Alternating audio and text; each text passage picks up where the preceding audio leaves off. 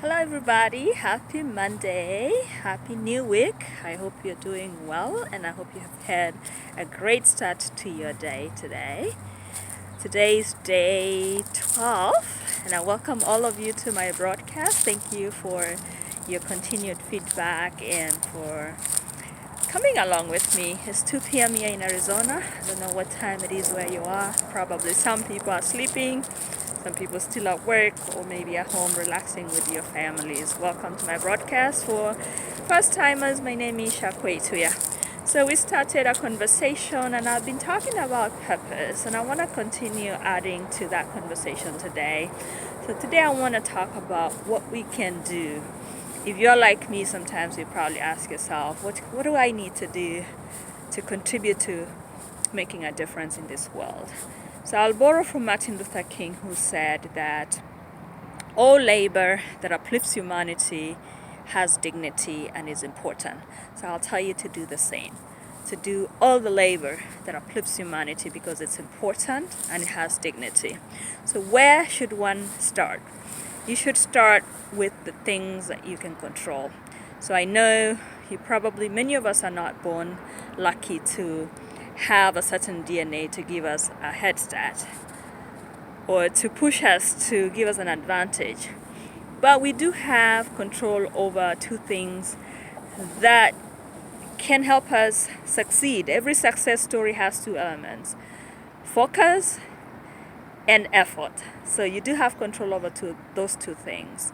So if you can continue to relentlessly focus on the things that matter to you, on the things that you want to succeed in, and put tremendous effort, I think you will succeed. I think you'll succeed. Zig Ziglar is known to have said that you will get all you need in life if you help enough people, or if you help enough other people to get what they want. So if you can help other people get what they want, you will get all you need. Every success story that I've read about, or I've heard about, or anybody who's been successful in this life has done something that focuses on others. Success is never self-focused. It's focusing on the needs of others and meeting them. Whether you're doing it in business or whether you're doing it as a non-profit, anything that focuses on others is guaranteed to succeed. So number 2, be part of making history. And I came here about 2 days ago, and I talked about, or was it a day ago? I talked about J.F. Kennedy going to when he visited the space center. So John F. Kennedy saw this man carrying a broom, and he walked to the man and asked him what he was doing, to which he replied by saying, Mr. President, I'm helping put a man to the moon. And they say it took about 300,000 people to work on the project to put a man in the moon. So be part. I'm encouraging everybody to be part of making history. So you don't have to be part of something profound or something as huge as a NASA project, but you can do something locally. I'll tell you a personal story. I know a woman who in my village, and about 2 years ago, she told me how they built my local church. My local church is as old as, I think, maybe 60 years. And she narrated to me how they went to the river, brought water. They contributed in building the bricks. And it made me really appreciate her and appreciate even the church. It's the first local church that was built and it's still there. So you can be part of the history. Think of yourself in the next maybe 50 years. What kind of stories are you going to be telling?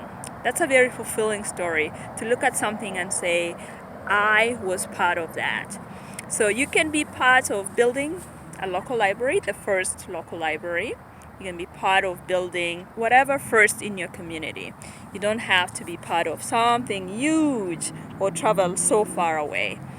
So think of the stories that you want to tell your grandchildren or even, when you get old, how you're going to be looking back. I tell you one thing. I have pictures of Barack Obama and Michelle in Minneapolis.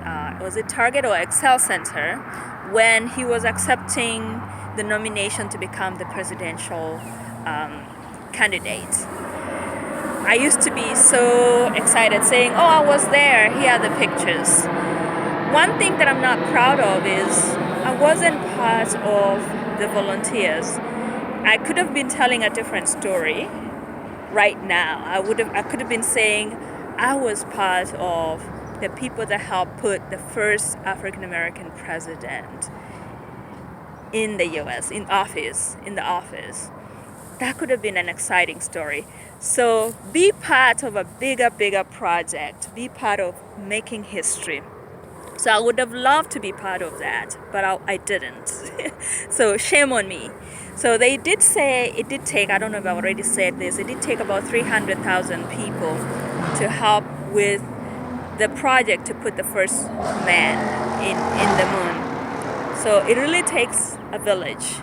So be part of that village in making something great as you continue to pursue or to know what your purpose is, or to introduce purpose in the things that you do in your life. So as Martin Luther King said, do the things that uplift humanity.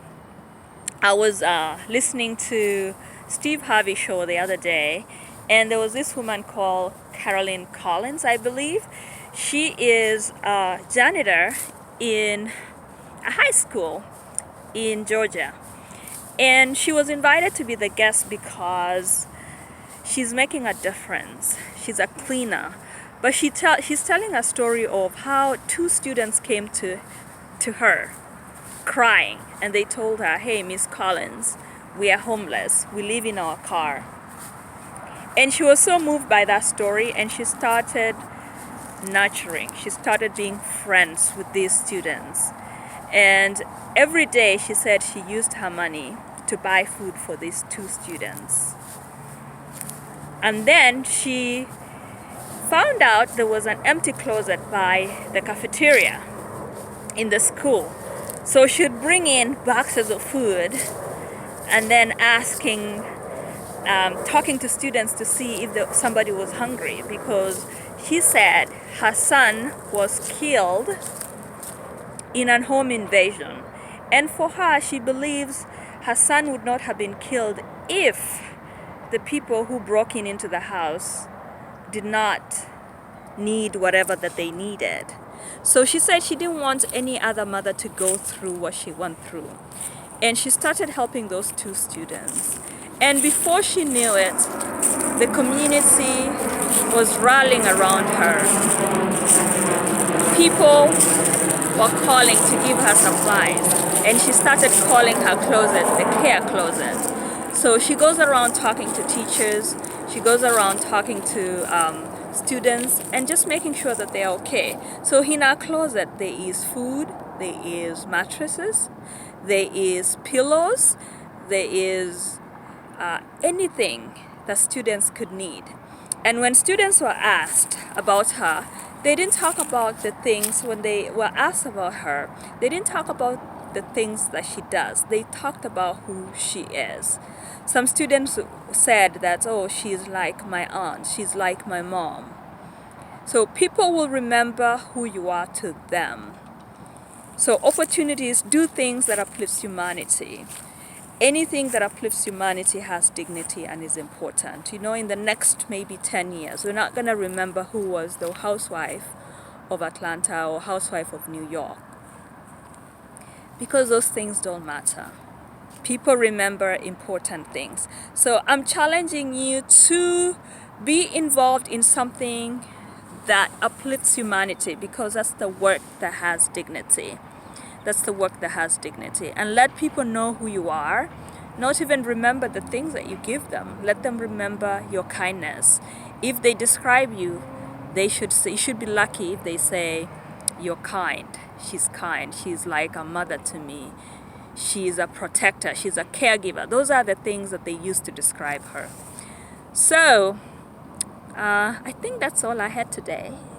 yeah, so thank you so much for tuning in, and I really appreciate you guys for coming along with me.